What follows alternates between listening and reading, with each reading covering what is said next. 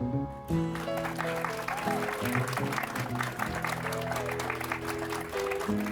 everyone and welcome to Backyard Farmer. I'm your host Kim Todd and we're so glad you could join us on this beautiful remote location at Bayside Golf Club with Lake McConaughy in the background with our great live audience. This is a taped show, so do not try to call us because we're not there and neither is the phone panel. But you can go ahead and send us your email questions, byf@unl.edu, and make sure you attach those pictures as JPEGs. Please tell us where you are or we will have to ask you again. So on that note, we have a rather interesting set of samples, most of which don't fit on your laps tonight, gentlemen and lady. So go right ahead, Wayne. Thank you, Kim. I brought a bee hotel tonight. A lot of people are interested in helping pollinators out. This is not the kind of hotel you'll set up for those honeybees, so no, you can't get honey from it. We use these for the solitary bees. They make their nests inside these blocks, and you need to drill the holes to make it more inviting for them. A couple things that you're looking at when you're constructing one of these. The outside of the box is made out of AC2 treated lumber, so it stands the weather a little bit better as it is. If you want to decorate these things after you get it, you have to wait for the wood to dry out. Very few products stick to AC2 treated lumber while they're still wet. They typically need a year or so to cure. So keep that in mind if you're going to try a treat or seal. We do not want to use that type of wood when we use the blocks. This is just a standard 2x4 piece. You can pick up junk ends at any lumber yard for really cheap. The 2x6s down here were picked up for 89 cents for a 2-foot piece, so not going to break your budget there. You do want to drill different size holes in these because they invite different types of bees. And if you're really wanting to keep track, write down on your block in something permanent so you can keep track of what's going on there. Just like a lot of our sanitation, you don't want to use the same blocks year after year because you can encourage pathogens to build up. So you'll want to take the blocks out of your bee hotel, set them in a location away from the bee hotel in the spring when those bees are going to be emerging, and put new blocks in for them to colonize for the current year. Awesome, Wayne. And we have new bee hotels in our Backyard Farmer Garden. Yes, Tom builds very elaborate ones compared to my very simple one. I'm guessing the bees don't care. No, they don't. All right. And for our audience, I did bring 20 copies of the Building a Solitary Bee Hotel NEB guide that we have. So they are over there on the table. So if you're interested, please grab one. No fighting. No fighting. All right, Bill, you brought what appear to be weapons. I have all kinds of fun things today. We're at a golf course, and so I wanted to talk a little bit about some of the technology that goes into mowing and maintaining a putting green. We have greens right behind us, and one question people ask are, how high do you actually mow a green? And the answer is usually between 1/10 and 1/8 of an inch. So really, really short. So to set your mower, it's not like your lawnmower, you just click a notch. We have to use a caliper, and we measure to the 1,000th of an inch, and we actually measure down to the 10th or 1,000th of an inch with that. And so we set our mower that way. And so that's one piece of technology that you would use to set your greens mower. Another piece of technology that we deal with is actually in the soil. Our soils are growing on sand, and so these sand soils don't get compacted. And so our roots love all the air and the water that's in there. And so people think, really, you grow grass on sand? Yes, it's engineered, right? Sand sizes, peat's usually mixed in to help hold some water and nutrients. But still, it's sand. It can't hold a ton of water. So if you notice that golf courses seem to be watering frequently, they usually are because they have these sandy soils. At the same time, they're not putting very much water down. So maybe every other day or every 3 days, maybe 1/4 inch of water or less. And so one of the ways that we can get away with doing that is through this cool piece of technology, and this is a soil moisture probe.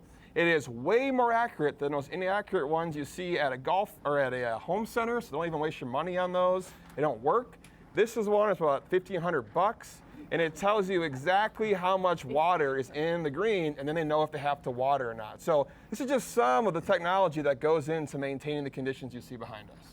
Very cool, and I would think perhaps that's a good money maker for any city. Buy one and rent it out. You save a lot of water when you have this, and so you can really get your money back pretty quick. They used to be 10 grand, now they're 1,000, so it's a steal. The technology has gotten cheaper. Awesome. All right, Kyle, I think that was a geranium. Yeah, it certainly was. So I have some kind of sad-looking geraniums here that succumbed to botrytis blight of the blossoms, and unfortunately they did get a little bit destroyed on the traveling out here. But on this one especially, you can kind of notice some of those gray fuzzy growth right on the tops of the buds, and some discoloration down a little bit onto the stem as well. And that's fairly characteristic of botrytis blight on geraniums. It can also affect the leaves, and so you may start to see some of that gray fuzzy growth on the leaves as well. But as far as control goes, great thing about annuals is you want them to be flowering all year, and so just deadhead. And so that was my control for these, was deadheading. And getting rid of the old ones. I don't have any diseased blossoms left in there.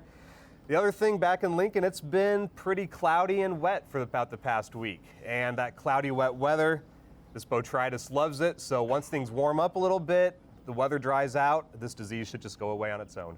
Perfect. You do not put those in the compost pile. Do not put these in the compost, correct. All right. Okay, Elizabeth, a sample from where? From out here. Yay! And it is sample every Nebraskan should know. Okay? Just starting that off. This is our state tree. Anybody know what the state tree is? Cottonwood, right? Populus deltoides gets its name from the deltoid-shaped leaf. So there's a lot of misconceptions out there that people want the seedless cottonwoods because they don't want to have to deal with the cotton. But that's not what happens. It just means that there's no seed. There's still going to be cotton. Mm-hmm. And so what we're looking at is some of those newer varieties, those cottonless or seedless varieties. They don't seem to last as long. They seem to get the canker a little bit more often than some of the other ones. But these are the seed pods that are on there. And what they do is they open up and they produce that cotton that has that seed on it that blows around. So just because you get a seedless doesn't necessarily mean you get cottonless. And if you get cottonless, that doesn't necessarily mean that you're going to get a long-lived tree. So when we were out looking around for a sample, we found this super cool one. And this is not normal. And so I had to take a picture or take it and bring it for a sample because it is one that I haven't seen before. We ran it by Wayne. And Wayne, what did we decide that it was? That is the cottonwood catkin gall mite. So that's a mite that gets like your ash flower gall. Mm-hmm. So those of you that are familiar with that hits the flowers on ash trees, very similar, and where it deforms the forming flower. So instead of the lovely seed pods that she had there, you get this wonderful pageantry, as Fred would say. So I thought it was really cool. We had to take a picture of the cauliflower-like seed pods instead of the normal one. So that was something right out here that we found. So it is something that's out there and be on the lookout for. Pretty cool. We'll see if we see that in the eastern part of the state. Yep. Because never seen that one before. There we go. Something new. All right, so we go to picture questions next. You have actually a couple here to begin with, Wayne. Your first one is a beetle, and he saw this in his grandmother's garage and wonders what it is, good guy, bad guy, or not. So that's your first one. Okay, so when we take pictures, this is a good example of when we want something in there for scale of size. Oh, okay. Because this particular one, I can't tell you whether it's a painted hickory borer or a locust borer.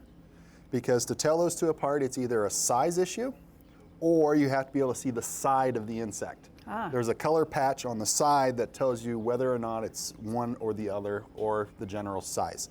Painted hickory is much larger than the locust borer, but what we look at here is they do the same rough thing. They attack hardwoods that are stressed and dying. So a healthy tree, you're not going to have to worry about so much with this particular pest. And if she's got firewood stored in there, it could have come out from the firewood. Excellent. All right, your second one is this viewer saw these tiny little red critters in and around the garden. Good guys or bad guys. She actually did send a video of how fast they move, which they do, and that is a great scale object in there because that's a real wonderful scale. Yeah. So that we have a good idea of how big these are. They are very tiny. When we see these larger red mites, like these are large mites, by the way. Mm-hmm. When we see these larger red mites, those typically tend to be predatory. So these are good guys. These are the kinds of guys you want to have around your place. They're eating other mites, other small insects or arthropods in that garden setting. And they're running so fast so they don't get at themselves, right? They would eat each other if they could. Oh, okay. All right, Bill, this one might bounce between you and Kyle. Okay. But this is a person who has asked us to tell him what is wrong with his turf. Yep. This is the world famous brown patch on tall fescue. With all the moisture that we've had across much of the state, and the warmer weather is kind of moving across the state further west too now. We'll see this more and more. And tall fescue is very susceptible to this. And so a lot of times the recommendation was, don't fertilize tall fescue in the summer because you get tall fescue or your brown patch. And that we're finding really in the literature now, and we're actually studying it at a bunch of different universities. We just started some study with NC State University along this line. It's not the fertilizer, we think, it's the growth rate. So if your tall fescue is already growing fast, then don't fertilize it, right? And if your tall fescue in the middle of summer is yellow and not growing, fertilize it, because it's actually growing too slow and it can get it if it's not growing too. So look at your growth rate and then use that to determine should you fertilize or not. And don't worry about what step you're on. If the grass isn't growing, fertilize it. If it's growing like crazy, don't fertilize it. You follow that rule of thumb, honestly, the fertilizing turf can be pretty simple. All right, perfect. That'll be a good thing for this one and anybody else who is listening to know, right? All right, Kyle, this is maybe a simple one. No, the mushrooms? Yeah. No, it was not. It was not. Well, this is an Albion viewer, so maybe. So. But what are these shrooms against the foundation? Yeah, this one really took a little bit of digging to figure it out, and it's some sort of cup mushroom. We know that, and we think it is a hare's ear mushroom is the common name. Otodea lepriona is the scientific name. We don't really know very much about these sorts of mushrooms either. And so one of the first questions I always get, okay, what sort of mushroom is this? And then can I eat it? And I tried looking up and I could not find any records of anybody eating hare's ears mushrooms. So I would really recommend not. It's a bad sign. It's a bad sign. If there's no one allowed to talk about it, then they indeed.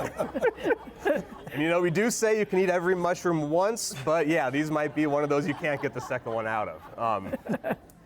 But yeah, really, we don't know a whole lot about them. We think that they are more or less decomposers, but similar to morels. We don't really know what exactly the morels are feeding on. We don't know what exactly these things are feeding on either. So if you want to get rid of them, I would really probably just go and rake them up. That's the question. All right. Otherwise, enjoy the beautiful hare's ears mushrooms. And that's hares as in rabbit. As in rabbits, correct. Okay. All right, Elizabeth, this is a pile of 15 questions, maybe dreadful, dreadful storm that dumped hail the size of your head in Omaha, and people are wondering what to do. So we have everything from, I think your first picture here is half the tree is hailed out. They had hostas as well, a lot of perennials. Another one, your second picture, I think is the same thing. It's just everything from, this one happens to be cankers on a poplar, probably. So what do we recommend here? So when it comes to hail, what we want to do is we want to leave as much green and growing tissue early on as we possibly can. That goes for trees and perennials and hostas and everything like that. We want to leave as much as we can. Now, like hostas and some of those perennials, if they have enough energy, they're going to put on new foliage. Once that new foliage is out, then we can go ahead and selectively remove those that have the biggest holes in them, the most damage to them, things along those lines. Some of them are probably not going to come back out. If we're talking trees, we do not want to fertilize. What that's going to do is it's going to make them say, hey, it's okay, put on new growth, and they're going to be more stressed in the long run. With the cankers and then the hailstones hitting the sides of the trunks, we want to leave them open to the environment. We don't want to paint them. We don't want to tar them. We don't want to put anything on them, but know that we could have different pathogens that get in there as we go along. So unfortunately, it's a waiting game. Yeah, and really that's all that you can do anytime you have a big hail event like this. And yeah, really, you do see a lot of people that will wrap wrap wounds on trees, and that just traps the moisture right up against the trunk. Creates a perfect environment for any sort of fungus or bacteria to really cause more infection. So really just let those heal on their own. Yeah, the timing couldn't have been, not that it's ever good for a big hailstorm, but it was an awful lot of lush foliage. So unfortunate there. All right, thanks all. Well, here at Bayside Golf Club, the views are spectacular, and of course the golf course itself is pristine. So what does it take to make that surface as playable as it is and as beautiful as it is? Let's hear from our very own turf grass specialist, Bill Kreuzer, about whether you too could do that at home. If you're a golfer, the thought of having a backyard putting oasis seems like a dream. A lot of time, hard work, and dedication by turfgrass professionals is used to accomplish that dream. So today, let's look at what happens behind the scenes at your local golf course.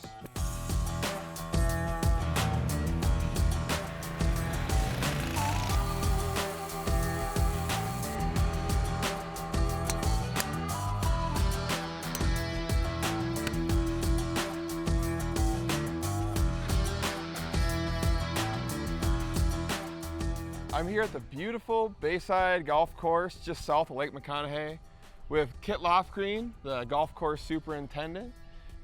Kit, what are some of the challenges that a superintendent has to deal with that a homeowner may not deal with when maintaining their lawn? Well, one of the things that I look at is I'm maintaining a playing surface. It's not necessarily a lush green lawn that you want to see in front of your house, but people come out here to play golf. They want a smooth, firm putting surface. And to get that, we have to apply a spray schedule to control some of the fungus that we have. And the reason we have some of that is because of all the water that we have to throw. Moisture management out here is a big deal. So we're trying to manage surfaces here. Correct. Not we're just trying to maintain lush green grass like a Correct. lawn. Correct. And so it takes a lot of different management. You talked about moisture management's important. What are some of the other things that you have to do to keep these surfaces playable and not just green and lush? We're maintaining a golf course that is a playing surface. So one of the things we do to maintain that firm, smooth surface is top dressing. Again, that is a bi-weekly thing that we do. It's usually a light dusting during the week. Drag it in, water it in the night before. Usually we don't mow for a day. We'll roll, mow that third day, and things are smooth and butter. I mean, it's awesome. So that sand top dressing is important. It really helps to keep that thatch that a lawn might have, but we bury it with sand and keeps our surfaces smooth. And so that's really an important thing. Yes. And so where do you learn how to do all this? I mean, the biggest thing, you got to go to school. I mean, they teach it all in school, and then with that, you'll visit other golf courses while you're in school, and then you'll go on an internship, and you're going to learn from the best in the business. It is a trade skill. I mean, you're going to learn from other people. What may work at somebody else's course down the road may not work at my course. So a lot of manpower is required to maintain these types of conditions. What are some of the examples of that? Some of the things we have out here, I mean, we cut so low and we have all of our equipment. We have to have someone that maintains that daily. I mean, the wear and tear that is on our machines, I mean, they're running for 4 or 5 hours a day constantly. So that's one of the challenges that Brad, my mechanic, has to help maintain our putting surfaces when we have to cut to thousandths of an inch. What kind of equipment would a homeowner need to have a backyard putting green? One of the biggest things they'll need is a cylinder mower, a real type mower, and a backpack sprayer so you can spray every once in a while, fertilizer spreader, and you'll be good to go. And you really are professionals. You put a lot of time into this, a lot of dedication, long hours in the summertime. And that's going on at all the different golf courses. And so if you see a superintendent out in a course, be sure to thank them for their dedication to promote these conditions. So it's not impossible to have a backyard putting oasis. It's important first to make sure you get this greens mower as your first step. And know that you'll probably spend more time maintaining your putting green than actually using it. So ultimately, that decision is up to you.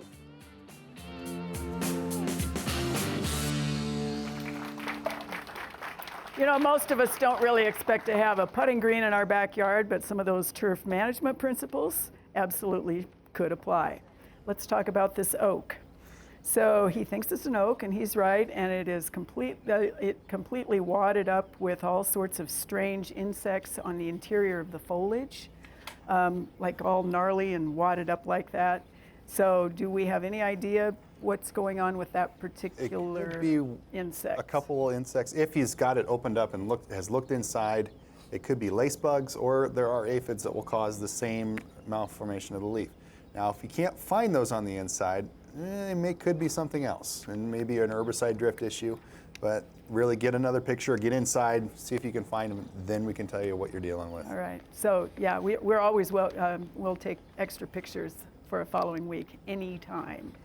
All right, so Bill, you have your really, really favorite thing to do, which is identify a couple of weeds. Yeah, let's do it. Cool. And we did struggle with this one a little, but what do we think this first one is and what to do? Yeah, after some good looking, we think it's called wormseed or Mexican tea or Chinopodium, which is the old name. They even changed that now on us, botanists. It is a short-lived annual, and so it'll be one that we think about just pulling out most likely. Probably can handle a lot of stress. And your second one is more of a, usually find it in a cooler, wet area. Yeah, and this is a winter annual. So this is a weed that you won't really want to worry about too much now, except for maybe trying to get some of the seed up, so try to take it away. It's kind of ending its life cycle. And this is a little buttercup. And so again, winter annual weed, and it's really easy to control with herbicides if you do want to try to control it in the future. Most everything does kill it. All right, including pulling it, which at this time of year, probably just pull it, get that Right. weed seed out to prevent for next fall when it would germinate. Perfect. All right, Kyle, this is a viewer who has 20-foot tall Taylor junipers. Last year they started showing some browning of the foliage. Loss is mainly on the north, working its way up. South side is relatively unaffected. He sent 2 or 3 pictures here of both the trees themselves and then the damage. Yeah, so there are a few different tip blights that can affect junipers. There is a Cavatina tip blight and Phomopsis tip blight, and they show up at different times. And so if he had seen this primarily starting last fall, moving into this year, it's likely Cavatina. If it's showing up for the first time this spring, then it would likely be Phomopsis. The other thing though, I've seen a lot of junipers with some tip dieback this year, and especially on one side. Anytime it's on one side, we always are going to start thinking about winter injury because we really had a more severe winter here than normal. So with that sample, I would just go ahead and probably prune out those dead branches and then just kind of see what happens next year. All right, thank you, Kyle. Elizabeth, this is a viewer that has maples, several. They look like they look like this every year. She doesn't really know why. The soil is poor. The other trees do well. They did put rocks and mulch. They put in fertilizer stakes every year. What do we have going on here?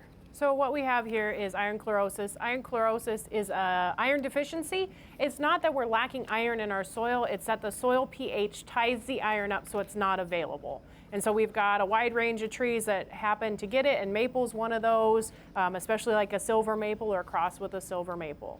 So when we're looking at helping with that, if we don't help to prevent it, we can get twig dieback, stunted growth, the tree's gonna struggle. So if we wanted to treat it, we would do some iron treatments. Unfortunately, the things that we put in the ground or on the ground or the fertilizer stakes are not the best because they're gonna be tied up by that soil pH again. So if we're looking at treating those, we would drill a hole in the trunk of the tree and put in capsules or have somebody come and treat it with an iron injection. That being said, we're looking at doing that throughout the lifespan of the tree on a regular basis. So it's one of those where do you want to put the inputs into it or do we want to just let it do its thing and maybe think about a replacement tree down the line? All right, thank you, Elizabeth. Well, the weather has maybe cooperated a little bit, but we certainly have been busy in our backyard farmer garden. Let's take a minute to hear Terry James talk about what is going on in our garden.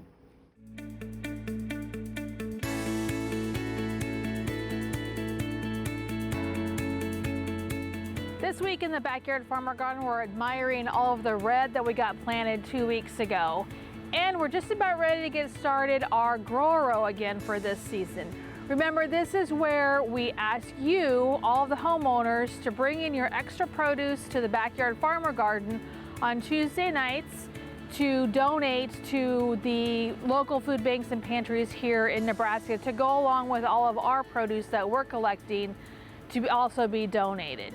So if you have any extra lettuces or some of those spring veggies that you're tired of eating, please bring them to the Backyard Farmer Garden on Tuesday nights. We have master gardeners here that can help answer any of your gardening questions. Plus, you'll be able to tour around the garden and see what's growing here. So join us with our donation garden to help supply produce, fresh produce, to the local food banks and pantries here in the East Campus area. Stop by the Backyard Farmer Garden and check out what's growing. Grow a Row really is a great program, and we expect to see you on Tuesday evenings with all of that largesse that you have grown in your own gardens. Right now, it is time for Plant of the Week. Elizabeth, what do we have today? We have some plants that, remember, they were cut in Lincoln and brought out here, so just remember that. So what we have here is the rose, and this is an old-fashioned shrub rose, the Cuthbert Grant, and it's about, I don't know, what's that, 4 foot tall-ish? And it's a really hardy, old-fashioned one, and it's one of the fun ones, a reliable bloomer. It is fragrant, I did smell it, and it's a really cool double. I won't show you the flower at it right now, but it is a really cool one. The other one that we have in here is Husker Red Penstemon, and if you haven't heard of Husker Red Penstemon, where have you been? Because it has been bred in Nebraska, hence the name Husker Red. What it has is it has this reddish foliage with the true white blooms on it. There's a new one on the market called Dark Towers. Dark Towers does tend to have a little bit darker foliage and more of like a pinkish tint to the flower to them. Dark Towers doesn't seem to seed itself as readily as Husker Red. If Husker Red happens to seed itself, it doesn't come true from seed, which means that you're going to get the straight Penstemon digitalis. You're not going to get the Husker Red, which means that you're not going to get the pretty red foliage and the white blooms that we're after. So if you don't want your Husker Red to have babies that are not Husker Red, go ahead and remove them after they get done flowering so you don't have those seeds that start to spread all over. All right, thank you, Elizabeth. And yeah, they didn't like the journey. All right, so you have 3 different pictures, but it's the same plant, zooming in closer and closer and closer, Wayne. And this is fernleaf buckthorn. And he's seen these yellow eggs in clumps on the foliage. The plants are at least 5 years old. They're on the north side of the house. They're doing well. What are those big clumps of yellow eggs? They're not actually eggs. They're a gall growth coming out of the leaf of the plant. Really? Yes, so they're not the actual eggs. They're a gall growth. Now, I'm not exactly sure what caused them, but they are not actually eggs of an insect. Now, there could be a mite, possibly an insect in there, but my guess is likely this is more up Kyle's alley than it is up mine. Could be. I haven't seen symptoms like that on a buckthorn before. So, as always, if we don't know what it is, send me a sample to the Plant and Pest Diagnostic Clinic, and we'll try to figure out what it is. Excellent. They do look like eggs. They do, because they're lined Yeah. up. They're individual pockets Yeah. on that Very cool. gall. But yeah, very interesting. All right, Bill, this is truly a turf question for once. This is a neighbor's house after a flash drought last year, which is hard to imagine now. But the sun is reflecting off the windows, or what do we have going on? What's that this spot? is a really cool one for me because this is a nearby neighbor. So he's got a great sun four-season room there. It faces to the southwest. He's got a tall fescue lawn. And you can see that everything is green except for southwest of that room where the light is reflecting. You know, we have long days right now. It's June. The sun's really intense. And it's reflecting off of these new high-efficiency windows, and it's actually causing that plant to use a lot of water. The sun is actually the biggest driver of water use in plants. And then right in the middle, you'll see that green spot. That's actually from the irrigation head that was just slowly weeping, and is enough to sustain that little area. And so it's kind of cool. You know, you can think it's a pest. Is it a disease? Is it an insect? It's just, you know, an abiotic stress of the sun being reflected off the windows. All right, interesting. Yeah. Okay, Kyle, unfortunately, we've gone back and forth on this one. Yes. This is an Otoe County viewer. Has a dozen blue spruce, but this is the only one where that new growth is curled like this. The trees on either side are all right. What in Yeah. the world do we think this is? And yeah, this one is interesting because really the only thing that we could think of that would cause that sort of needle distortion would be a growth regulator herbicide. There are some insects that can cause some needle distortion, but not like this typically. The confounding thing though is the trees on either side are all healthy. So I would be curious what was in that site previously. Did you apply something there 2 or 3 years ago? There are some products out there that do have a fairly long residual in the soil and that they can cause some issues like that. But honestly, as I look at that, that really just looks like herbicide injury to me. So we'd probably need to see the whole sample. Yeah, and they're close enough to bring one. Yeah, they are. All right. Elizabeth, you have 3 pictures here that are essentially pruning questions. The first one is this one, which is hydrangeas, and the second is in Butler County. She thought it was hydrangeas. These are both viburnums.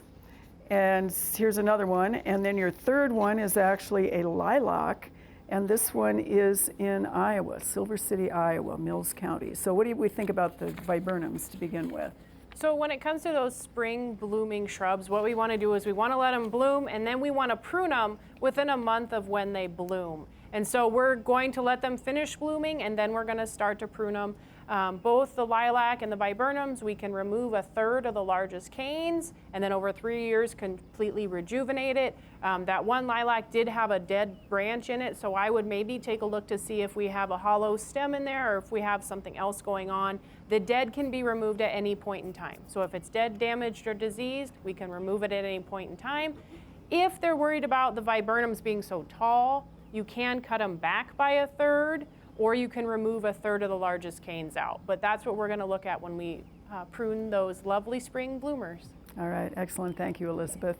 Well, talking about pruning then, some of our newer varieties of trees are very narrow, very tall, and very tight. Here's Jeff Culbertson to tell us exactly how to keep those trees in good shape.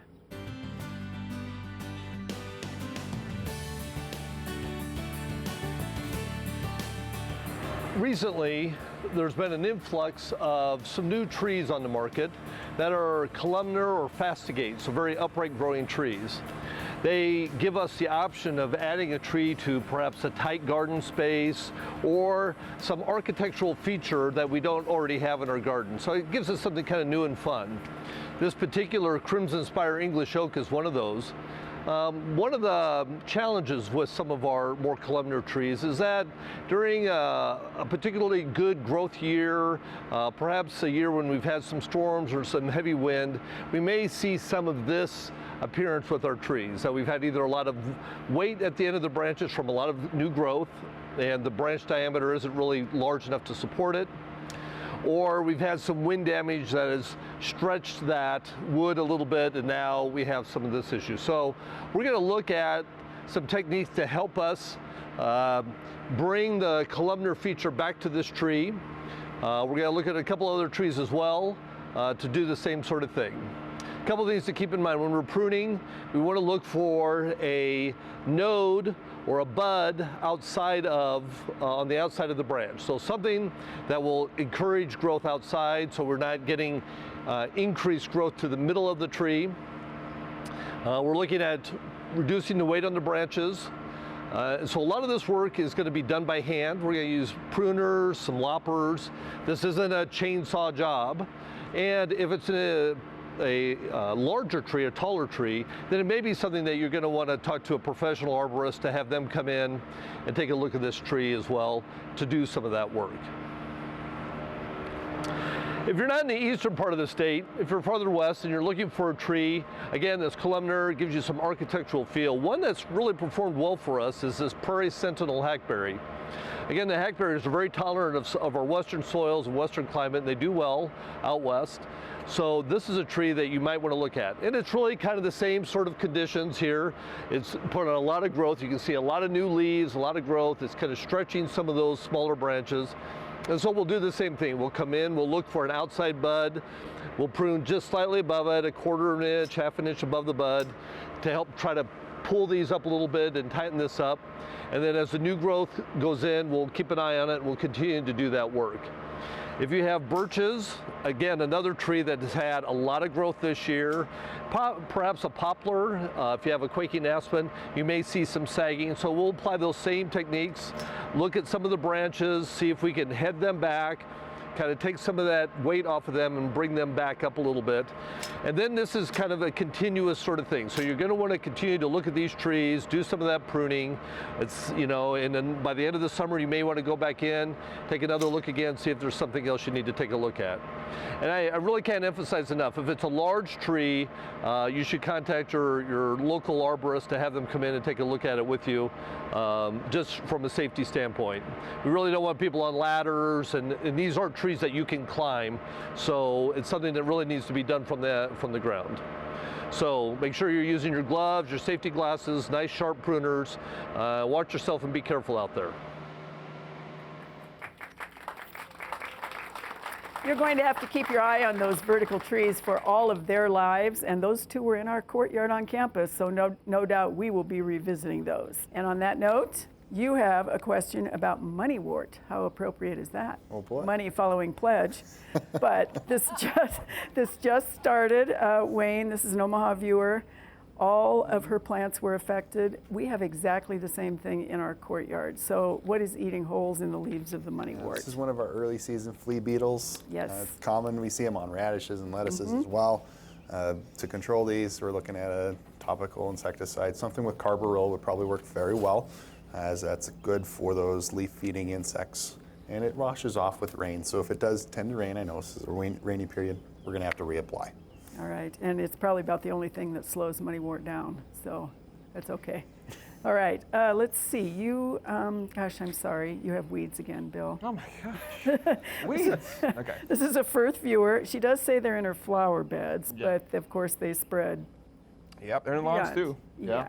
So what is this? And she wants to know how she can kill them without killing other broadleafs. Well, this is dock, and it's a taproot, so it's a perennial. So if you had it in that, I would just try to pull it out. If you try not to hurt any of the other plants. If it's in your lawn, you know, pretty much any kind of lawn freeway mix takes care of that one. And so, yeah, it's a very common weed. You generally see it around roadsides, along like I-80. So you'll see it, you know, big, 3 foot tall, but it can tolerate mowing, and you'll see it in our beds. So just pull that perennial if you don't want to spray for it. All right, thank you, Bill. Okay, Kyle, this one comes to us from Antelope County. This is a peach tree. She's noticed this bark splitting, but it's beyond the split, isn't it? There's that whole big knot at the top. Yeah, there are a few things going on, and unfortunately, I don't think that this tree is very long for this world. One of the most noticeable issues are there are a few pretty substantial cracks on the trunk. That can allow a lot of other fungi or other pathogens to get in and colonize it. But there's also that big canker right up at the top of the picture as well. And so most likely that canker will be restricting any more nutrient flow up to the leaves or any nutrient flow from the foliage down to the roots as well. And so unfortunately, probably not a whole lot to do for that tree. I'd start thinking about a replant.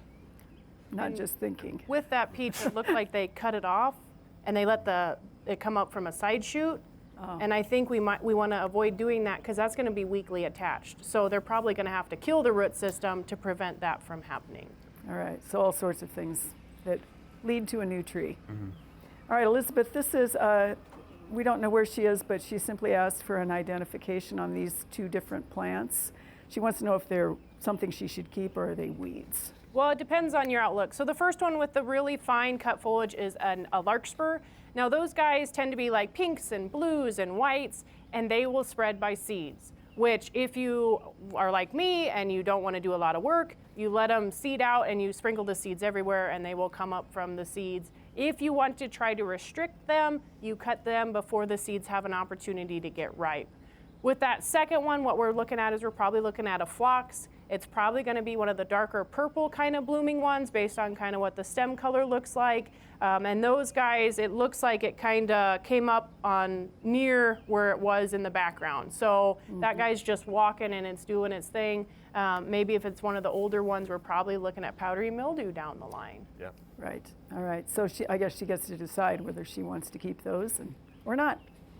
All right. Well, of course, we always have wonderful announcements of things going on in the gardening world. And I believe tonight we start with the Western Nebraska Wildflower Events, Shadron, Scottsbluff, and Gering. And we have a URL on the screen so you can figure out exactly when all those events are occurring.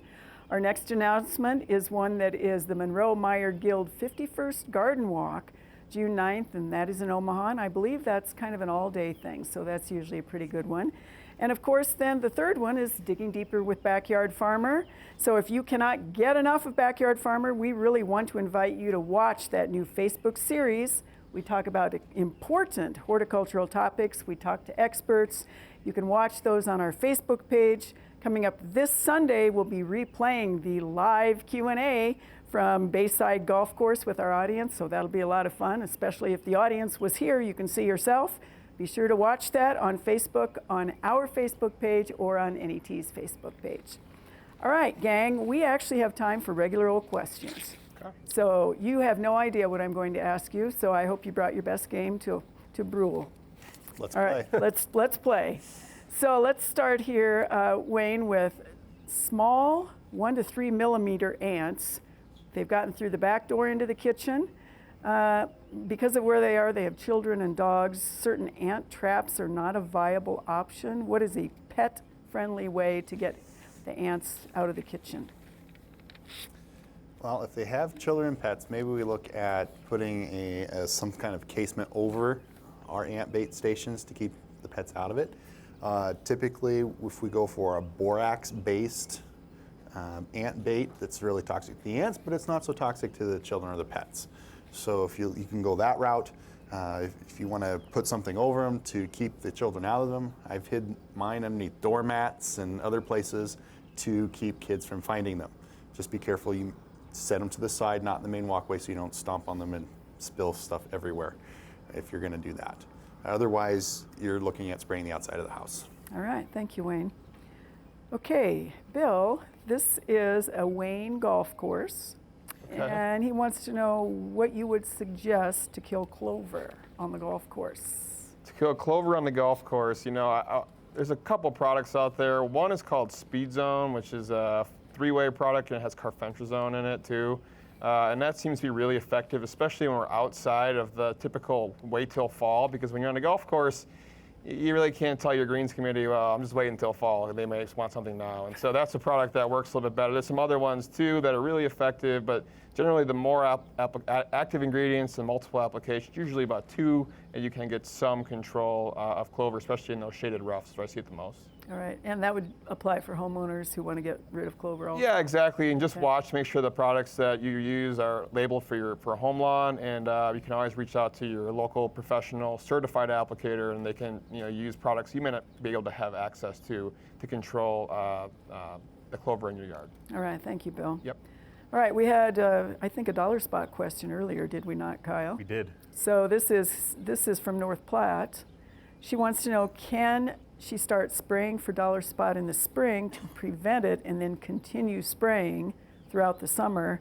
And she has also a similar question about powdery mildew, which apparently gets really bad in the summer. Yeah, well, if it's powdery mildew on the turf, generally that's a sign that that's not a good spot for the turf to be. A little bit too shady. So whenever I see powdery mildew on turf, I recommend maybe doing something else with that area. Turn it into a walkway, a stone walkway, something like that. As far as the dollar spot control, yeah, a spring spray would be effective, but you wouldn't need to continue throughout the season, correct, Bill? It depends. We have a lot of dollar spot in the fall recently. So anytime we have 5 days of pretty humid conditions and then warm to hot weather, dollar spot can be a concern. We have some tools on our website that people can actually use to track the dollar spot risk. And if you really can't tolerate it, get that tool and it will tell you the risk, and then you could decide to use a fungicide for that. But yeah, a lot of it will be weather dependent. Yep. All right, thanks, guys. Elizabeth, we talked about hail, but let's talk about it again, especially since this question is from Ogallala. And that would be the annuals were shredded, as were some of the perennials. Should they be cut down? And then the iris are also in really bad shape. Do they also need their leaves to try to rebuild themselves? So with the annuals, your best bet is probably going to be removal and replacement, because they're probably not going to come out of it to the point where you're going to be happy with them to leave them in to let them bloom. When we're talking those perennials, like I said, leave as much leaf tissue as you possibly can. That goes for anything from, I know hostas get really shredded, to iris, like they mentioned, but try to leave as much of that leaf tissue as possible so that way it has something to go off of. And then if they do happen to resprout, like I know hostas will resprout new foliage, then you can remove the oldest ones so that way you're not worrying about it attracting some insects or attracting some different diseases. And then when we're looking at trees, it's just going to be a waiting game to see what happens. If you happen to have your vegetables in the ground, I would treat them as an annual and I would probably replant, because if we get hailstones that hit those stems, sometimes we can introduce pathogens that way. And then later on down the season when we're expecting to get a crop, then we're going to have some issues. All right, thank you, Elizabeth. Okay, Wayne, this is, they live in the country near Stamford in Harlan County. When they mow, they see thousands of little moths flying out of the turf. Don't know what they are, but they're assuming they are not good guys. Oftentimes we don't have to worry about them. If they're concerned about the moths being in their turf, make sure your grass is shorter than your neighbor's. They'll just move next They door. prefer the taller grass, more places to hide. So regular mowing to keep it in condition. Also keep it a little shorter than your neighbor's and share the wealth. But not too short. then I'm going to yell at you. I You're said mowing your little bit. grass too short. It's more about maintaining your, the frequency of the mowing and keeping it short that way, not by changing that height. Yeah. In other words, let's keep at 3 inches. That's a good height. Yeah. All right. Speaking of turf, this is a Fullerton viewer, Bill. They want to know what to put on brome grass and also yellow nutsedge. So you've got... Yeah, yellow nutsedge, we're right in the treatment window right now. Things like sedgehammer, dismiss, again, maybe you need to reach out to a professional that has access to those products. Not because they're extra dangerous, just that you buy them in such big quantities that you probably can't afford it and you don't use barely any of it. So a lot of times it's easier to contract that out. Same thing with the brome grass. There's a couple options out there like tenacity. Again, hard for homeowners to access. They're expensive, but professionals probably have them and they can make those applications for you. Multiple applications would be required to try to control the brome as best as we possibly can. All right, thank you, Bill. Kyle, a real quick one here. This is a hedge of red twig dogwoods not doing well. Small spots on the stems. Is that probably a canker? Yeah, it easily could be. So if it's not leafing out, then I would probably do some pruning to take care of those cankers then. You're really talking roguing, aren't you? Yes, rogue it out. Rogue out at least the canes. At least the canes, yeah. Yeah, and all that good sanitation associated with that.